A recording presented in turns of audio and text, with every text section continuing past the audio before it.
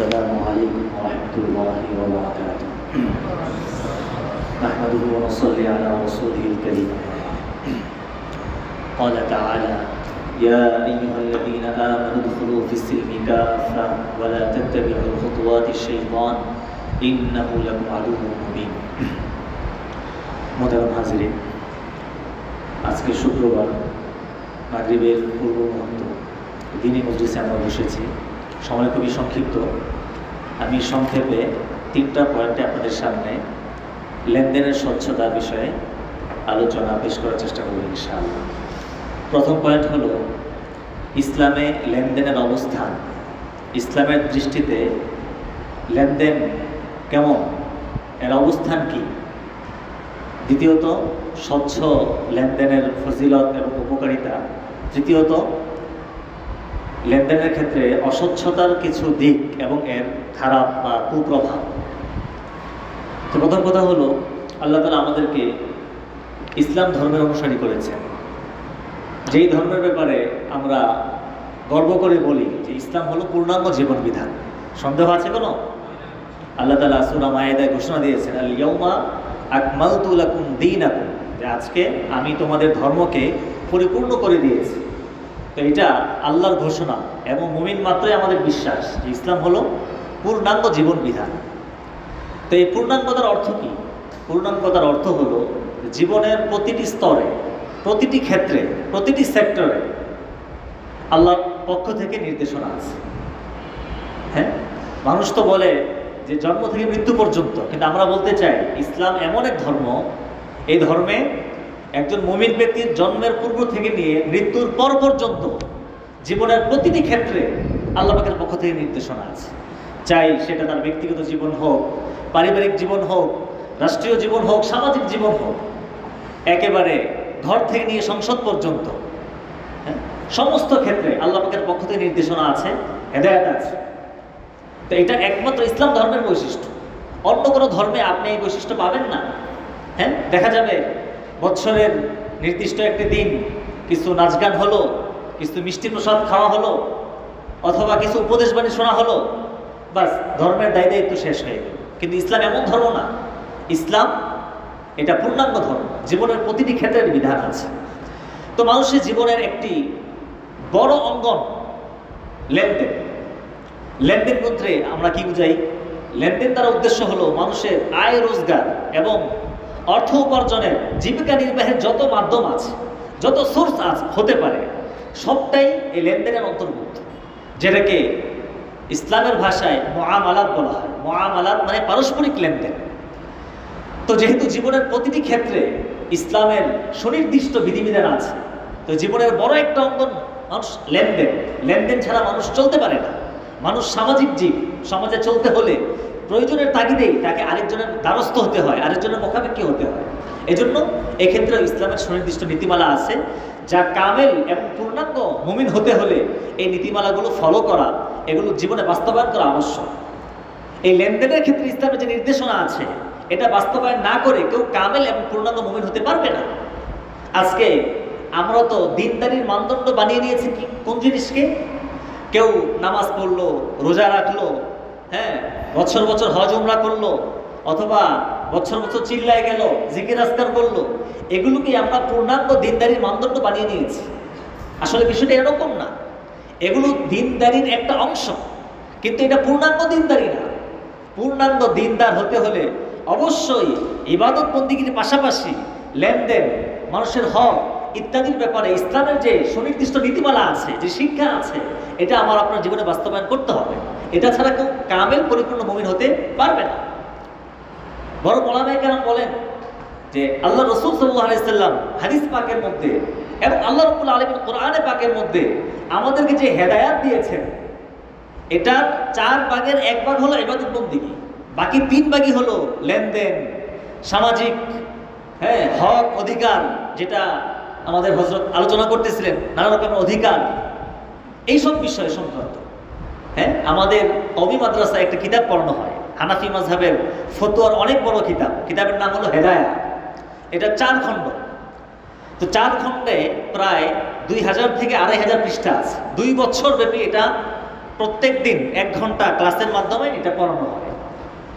তো জানলে আশ্চর্য হবেন যে এত গুরুত্বপূর্ণ একটা কিতাব, যেটা কওমি মাদ্রাসার পাঠ্যসূচির অন্তর্ভুক্ত, 2 বছরে পড়ানো হয়, এই কিতাবের 4 খণ্ডের মাত্র 1 খণ্ড হলো নামাজ, রোজা, হজ, যাকাত, তাহারত, পবিত্রতা, এইসব বিষয়ে। বাকি 3 খণ্ডই লেনদেন, বিবাহ শাদী, তারপরে মানুষের জমি জমা, আইন আদালত, বিচার সালিশ, এইসব বিষয় কেন্দ্রিক।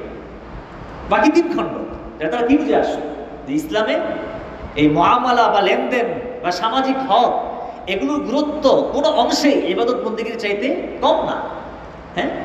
ইমাম মুহাম্মদ রহমতুল্লাহ আলাইহি, যিনি আমাদের ইমাম আবু হানিফা রহমতুল্লাহ আলাইহি, ওনার অনেক বড় ছাত্র ছিলেন ইমাম মুহাম্মদ রহমতুল্লাহ আলাইহি। তাকে কেউ জিজ্ঞেস করলো যে হযরত, আলা তুসান্নিফু কিতাবান ফি যুহুদ, আপনি তো অনেক বড় আলেম প্লাস অনেক বড় আল্লাহওয়ালা, তো আপনি আল্লাহর ওলি কিভাবে হওয়া যায়, কিভাবে আল্লাহর প্রিয় পাত্র হওয়া যায়, এই ব্যাপারে কোনো কিতাব লিখবেন না? অনেক কিতাব আপনি লিখেছেন, তা আল্লাহর ওলি কিভাবে হওয়া যায়, আল্লাহর মহাব্বত কিভাবে লাভ করা যায়, এই ব্যাপারে কোনো কিতাব আপনি লিখবেন না? তখন তিনি জবাব দিলেন, আরে আমি তো আল্লাহর ওলি হওয়ার কিতাব লিখেছি। কি কিতাব লিখেছি?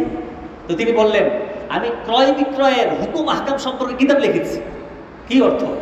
ওনার কথার অর্থ হলো, মানুষ যে ক্রয় বিক্রয় করে, ব্যবসা বাণিজ্য করে, পারস্পরিক লেনদেন করে, এটা কিভাবে করতে হবে আমি এই ব্যাপারে কিতাব লিখেছি। পারস্পরিক লেনদেন করার ক্ষেত্রে যখন কোনো ব্যক্তি এগুলো ফলো করবে, এগুলো বাস্তবায়ন করবে, তখনই ওই ব্যক্তি আল্লাহ পাকের প্রিয় পাত্র হতে পারবে। তাই তারা বুঝে আসলো যে ব্যবসা বাণিজ্যের ক্ষেত্রে, পারস্পরিক লেনদেনের ক্ষেত্রে আল্লাহর এবং আল্লাহ রসুলের যে হুকুম আহকাম আছে, এটা মানার দ্বারা একজন ব্যক্তি সে আল্লাহর ওলি হতে পারে।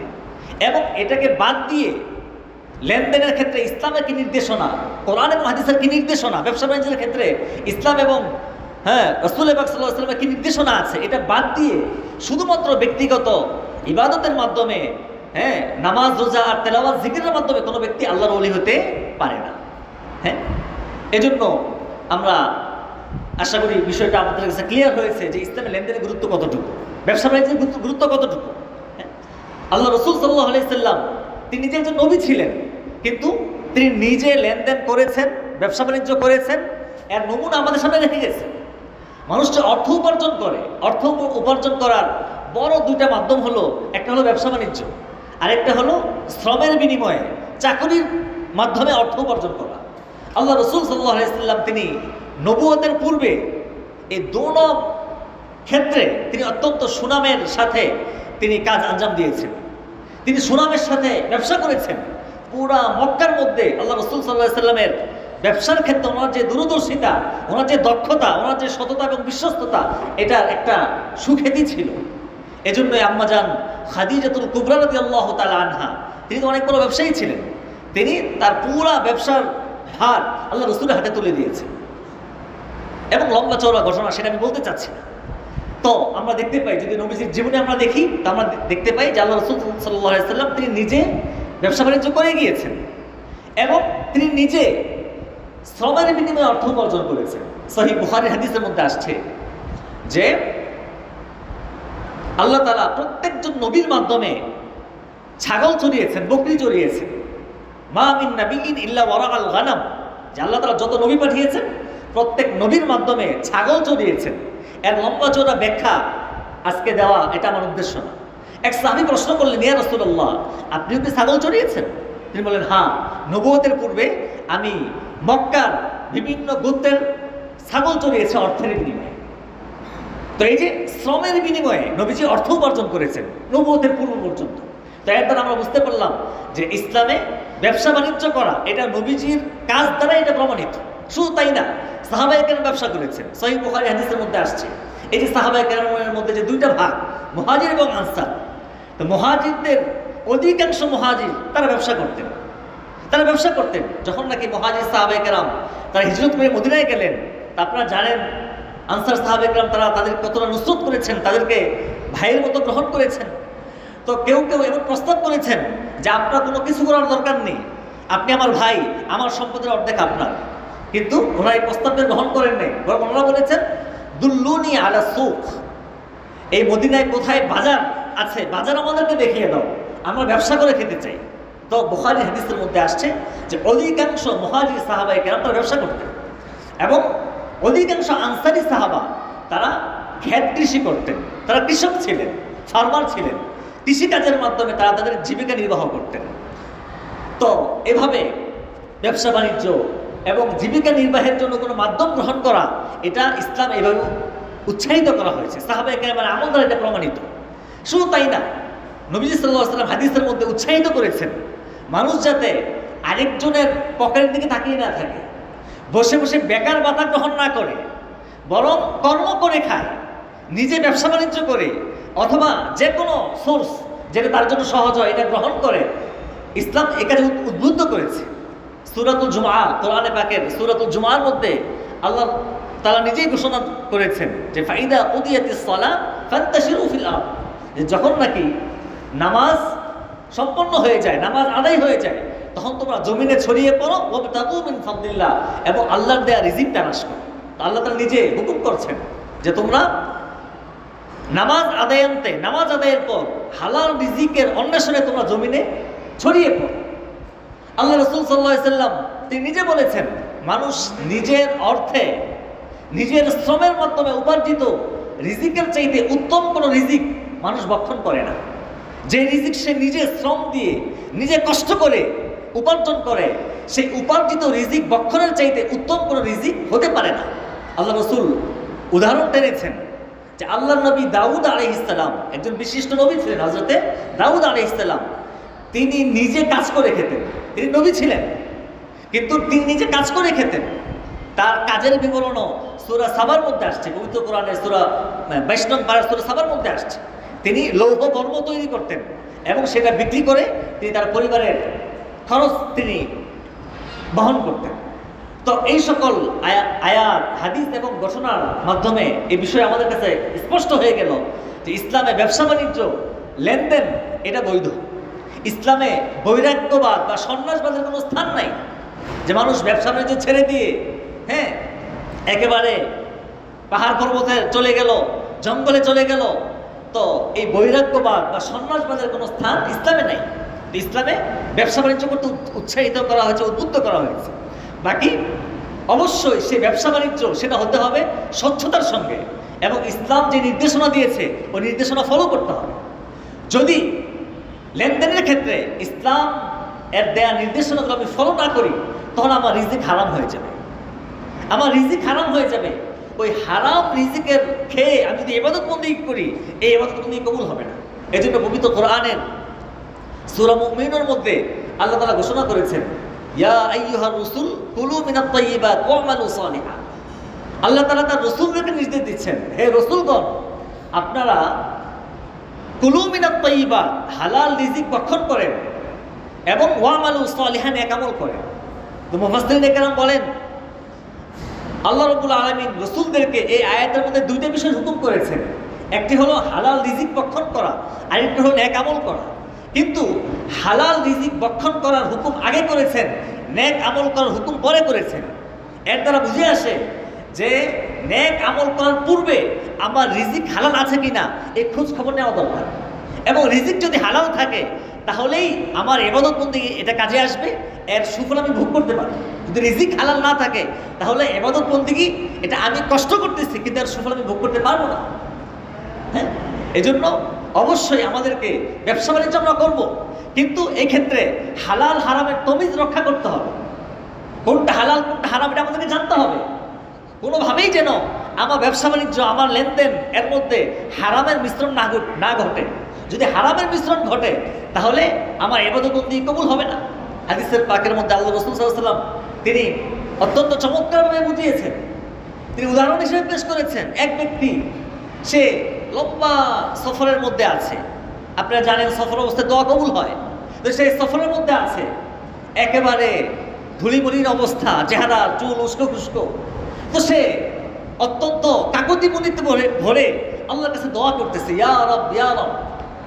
কিন্তু আল্লাহ রাসূল বলতেছেন, সে সফর অবস্থায় দোয়া কবুল হওয়ার মুহূর্ত একেবারে কাকুতির সাথে মিনতির সাথে আল্লাহর কাছে আল্লাহকে ডাকতেছে, কিন্তু তার অবস্থা কি?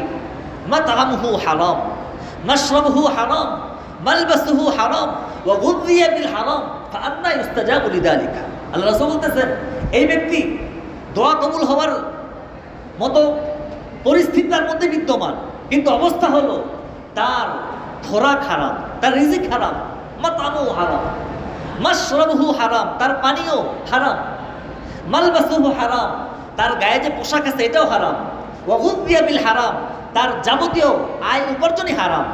তাহলে ফাআন্না ইউস্তাজাবু লিযালিকা, এই ব্যক্তির দোয়া কিভাবে কবুল হতে পারে? ফাআন্না ইউস্তাজাবু লিযালিকা, কিভাবে কবুল হতে পারে? সে তো দোয়া কবুল হওয়ার যাবতীয় শর্ত সারে সে পুরো করে নাই, তার রিজিক সে হালাল রাখে নাই। তাহলে আমরা এর দ্বারা বুঝতে পারলাম যে ব্যবসা বাণিজ্য করার ক্ষেত্রে যদি কেউ হালাল হারামের তমিজ না করে, হালাল হারাম বেছে না চলে, তাহলে তার দোয়া কবুল হবে না, তার ইবাদত বন্দেগীও কবুল হবে না। তিরমিজি শরীফের হাদিসের মধ্যে আসছে, লা তুকবালু সালাতুন বিগাইরি তুহুরিন ওয়ালা সাদাকাতুন মিন গুলুলিন। আল্লাহ রাসূল বলতেছেন পবিত্রতা ছাড়া নামাজ কবুল হয় না, আর হারাম উপার্জন আল্লাহর রাস্তায় দান করলে ওই দান কবুল হয় না। লা সাদাকাতুন লা তুকবালু সাদাকাতুন মিন গুলুল, গুলুল মানে হারামভাবে উপার্জিত সম্পদ আল্লাহর রাস্তায় দান করলাম, কবুল হবে না। তাহলে দান সত্যি একটা ইবাদত, কিন্তু হারাম টাকা দিয়ে সে দান করলো, দান কবুল হবে না। তা আপনারা বলেন হারাম টাকা কেউ হজ করলো, হজ কবুল হবে? সেহরি হারাম, ইফতারি হারাম, রোজা রাখলো, রোজা কবুল হবে? আমি হারাম খেয়ে আমার শরীরে শক্তি অর্জন করলাম, ওই শক্তি দিয়ে আমি নামাজ পড়লাম, নামাজ কবুল হবে? হবে না। এর দ্বারা বুঝে আসলো যে যদি ব্যবসা বাণিজ্যের ক্ষেত্রে হালাল হারামের তমিজ না করে রিজিকের মধ্যে হারামের সংমিশ্রণ চলে আসে, তাহলে ওই রিজিক খেয়ে ইবাদত করলে ইবাদত কবুল হবে না। তৃতীয়ত সবচেয়ে ভয়ঙ্কর ব্যাপার হলো হাদিসে পাকের মধ্যে আসছে, লা ইয়ারবু লাহমুন নাবাতা মিন সুহতিন ইল্লা কানাতিন নারু আওলা বিহি। যেই দেহ, যেই শরীর হারাম রিজিকের মাধ্যমে হারাম খাদ্যের মাধ্যমে প্রতিপালিত হয়েছে, ওই শরীরের জন্য জাহান্নামের আগুনে বেশি উপযুক্ত। নাউজুবিল্লাহ। যেই শরীর হারাম সম্পদের মাধ্যমে প্রতিপালিত হয়েছে, হারাম খোরাকের মাধ্যমে প্রতিপালিত হয়েছে, ওই শরীর জাহান্নামে যাওয়ার জন্য বেশি উপযুক্ত। এজন্য আমরা এই আলোচনা দ্বারা বুঝতে পারলাম যে ব্যবসা বাণিজ্য করার ক্ষেত্রে অবশ্যই আমাদেরকে হালাল হারামের তমিজ রক্ষা করতে হবে, অন্যথায় ইবাদত কবুল হবে না, দোয়া কবুল হবে না, এবং আমার দেহ জাহান্নামে যাওয়ার উপযুক্ত হবে। এজন্য আমাদেরকে অবশ্যই হালাল হারাম রক্ষা করে চলতে হবে। যদি কোনো ব্যক্তি হালাল হারাম রক্ষা করে চলে, সততা এবং বিশ্বস্ততার সাথে ব্যবসা বাণিজ্য করে, তাহলে এই ব্যবসা বাণিজ্য যেটাকে আমরা নিরেট দুনিয়াবি কাজ মনে করি, কিন্তু যদি আমি সততা এবং বিশ্বস্ততা সঙ্গে ব্যবসা বাণিজ্য করি, কোরআন এবং হাদিসের মধ্যে ব্যবসা বাণিজ্যের যে নীতিমালা, যে নির্দেশনা দেওয়া আছে সেটা ফলো করে ব্যবসা বাণিজ্য করি, তাহলে এই ব্যবসা বাণিজ্যটা এটা ইবাদতে পরিণত হয়ে যাবে। এবং সততা এবং বিশ্বস্ততার সঙ্গে ব্যবসার যে ফজিলত হাদিসে পাকের মধ্যে আসছে, সাংঘাতিক ফজিলতের কথা হাদিসের মধ্যে আসছে। আল্লাহ রাসূল বলেন, আত-তাজিরুস সাদুকুল আমিন মা'আন নাবিয়্যিন ওয়াস সিদ্দিকিন ওয়াশ শুহাদাই ওয়াস সালিহিন।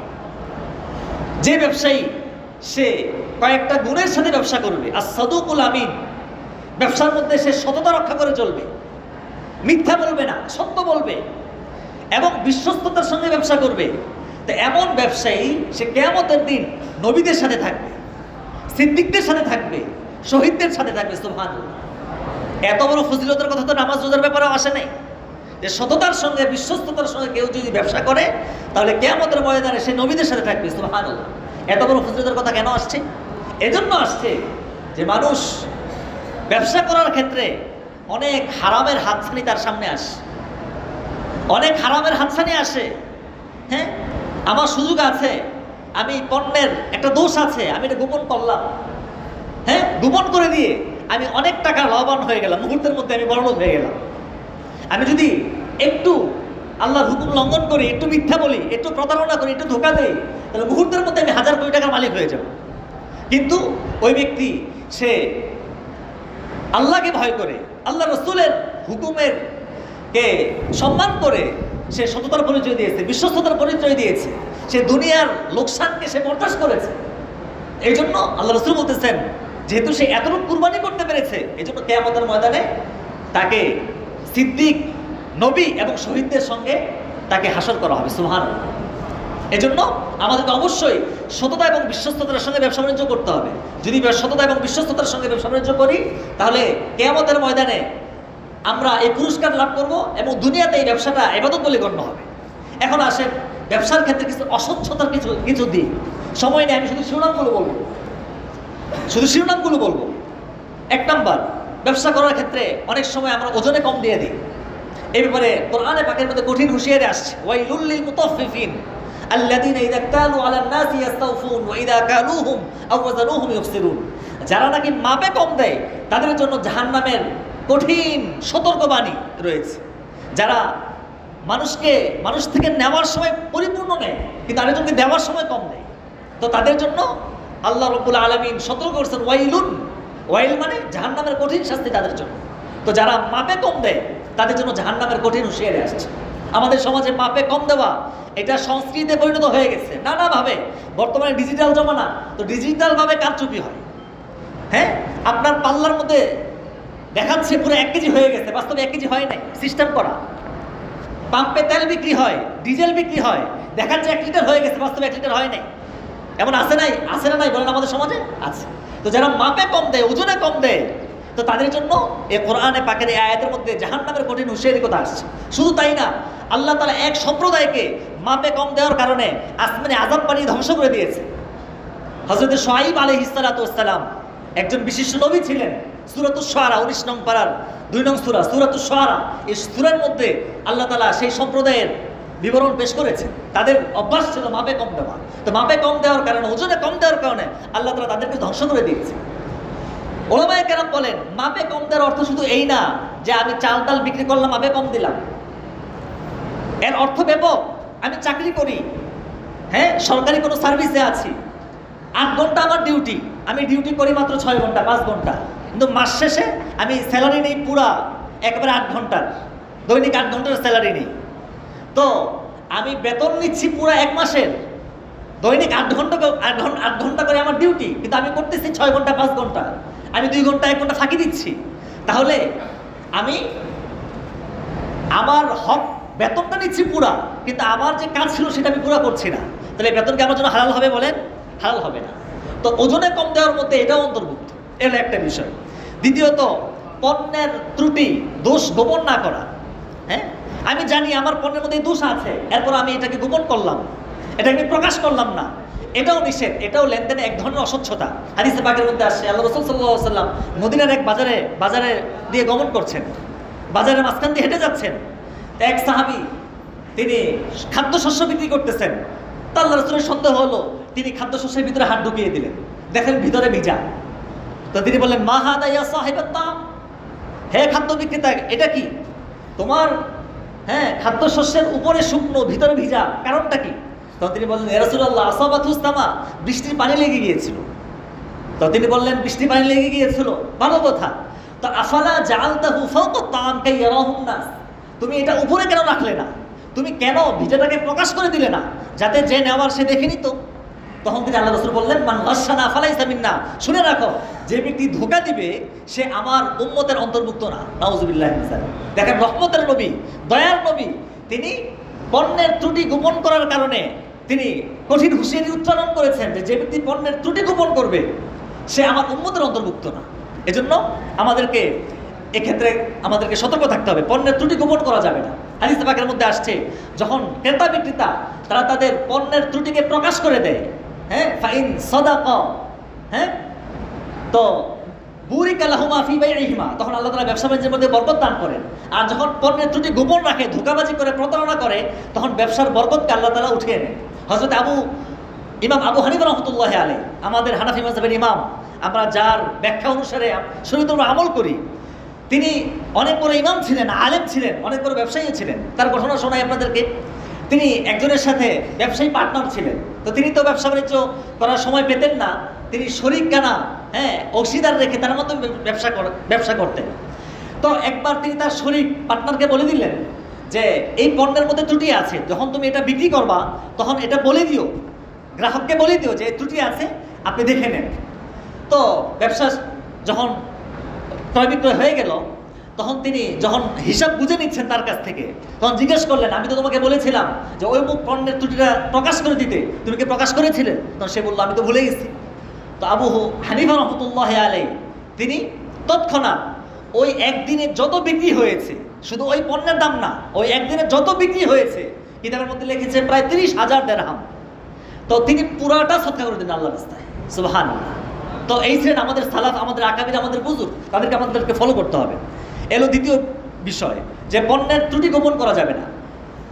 তৃতীয় এবং চতুর্থ, সুদ ঘুষের লেনদেন। আমি শুধু শিরোনামগুলো বলি, সময় খুবই শেষ। সুদ ঘুষের লেনদেন, বর্তমানে সুদের অনেক আধুনিক পদ্ধতি বের হয়েছে, অনেক পদ্ধতি এমন আছে এটা সুদ, এটা আমাদের কাছে স্পষ্ট না। এই জন্য আমাদের দায়িত্ব হলো আমাদের ব্যবসা বাণিজ্য, আমাদের টাকা পয়সার হেফাজত, ব্যাংকের মাধ্যমে আমরা যা কিছু করি না কেন, একজন যোগ্য বিজ্ঞ মুফতি সাহেবের কাছে এটা পেশ করা যে আমি এইভাবে ব্যবসা বাণিজ্য করছি, আমার ব্যবসার মধ্যে সুদের কোনো ছোঁয়া আছে কিনা আমাকে বলে দিন। এটা আমাদের দায়িত্ব। অনেক সুদ এমন আছে যেটা আমরা বুঝি, অনেক আছে যেটা আমরা বুঝি না। এই জন্য সুদ এবং ঘুষ এর থেকে আমাদেরকে বিরত থাকতে হবে। তৃতীয়ত জুয়া, অনেক ব্যবসার মধ্যে জুয়া আছে, লটারি হয়, এটা জুয়া, এটাও ইসলামে নিষেধ। হাদিসে কোরআনে পাকের আয়াতের মধ্যে আসছে ইন্নামাল খামরু ওয়াল মাইসিরু ওয়াল আনসাবু ওয়াল আজলামু রিজসুম মিন আমালিশ শাইতান ফাজতানিবুহু লাআল্লাকুম তুফলিহুন। যে মদ, জুয়া এটা শয়তানের কাজ, এখান থেকে বেঁচে থাকতে বলা হয়েছে। এরপর হলো দালালি করা। অনেক সময় এমন হয় যে আমি একটা পণ্য কিনবো না, কুরবানির হাটে হয়, গরু আমার কেনার ইচ্ছা নাই, কিন্তু আমি শুধুমাত্র দাম বাড়ানোর জন্য আমি ক্রেতা সেজে আমি বেশি দাম বললাম। এরকম হয় কি হয় না আমাদের সমাজে, বলেন? হয়। তো দালালি করা মানে নকল ক্রেতা সাজার ভান করা, তো এটাকে বলে দালালি, এটাও ইসলামে নিষেধ, এটাও লেনদেন অস্বচ্ছতার একটি প্রকার। তারপরে হলো মিথ্যা শপথের মাধ্যমে পণ্য বিক্রি করা, মিথ্যা বলা। আমরা বলি ভাই আল্লাহর কসম এই জিনিসটা আমি এত দামে কিনছি, যেমন নিউ মার্কেটে হয়, গুলিস্তানে হয়, একটা জিনিসের দাম কত, 1,500 টাকা, আপনি বললেন কত ভাই, 100, তো সে বলবে আল্লাহর কসম ভাই আমি কিনা দামও আপনি বলেন নাই, একটু পরে আপনাকে টাকা শুরু হয়ে গেছে, একটু পরে 100 টাকা আপনাকে দিয়ে দিবে। এরকম হয় কি হয় না বলেন? তো হাদিসে পাকের মধ্যে কঠিন হুঁশিয়ারি আসছে, যে ব্যক্তি মিথ্যা কসম খেয়ে তার পণ্যকে চালানোর চেষ্টা করে, তো কিয়ামতের ময়দানে আল্লাহ তাআলা তার সঙ্গে কথা বলবেন না, তার দিকে রহমতের দৃষ্টিতে তাকাবেন না। এজন্য আমরা কথায় কথায় বলি যে ভাই আল্লাহর কসম কিনা দামটাও বলেন নাই, ভাই এটা বলার দরকারটা কি?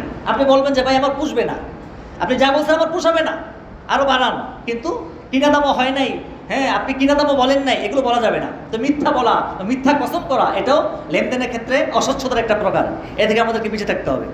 এরপরে হলো আমাদের সমাজে হয় সিন্ডিকেট হয়, দুর্ভিক্ষের সময় নিত্য প্রয়োজনীয় জিনিস এটা মজুত করে রাখে, তো এটাও ইসলামী নিষেধ। হাদিসে পাকের মধ্যে আসছে যারা মুসলমানদের নিত্য প্রয়োজনীয় জিনিসকে মজুত করে রাখবে তো তারা হলো অভিশপ্ত এবং আল্লাহ রাসূলের সাথে তাদের কোনো সম্পর্ক নাই। তো আল্লাহ রাব্বুল আলামিন আমাদেরকে লেনদেনের ক্ষেত্রে অস্বচ্ছতার যে দিকগুলো আছে এগুলো জেনে তা থেকে বেঁচে থাকার তৌফিক দান করেন এবং হক হালালির সাথে সম্পূর্ণ হালাল পদ্ধতিতে ব্যবসা বাণিজ্য করার তৌফিক দান করেন। আমিন ওয়া আখিরু দাওয়ানা আলহামদুলিল্লাহি রাব্বিল আলামিন।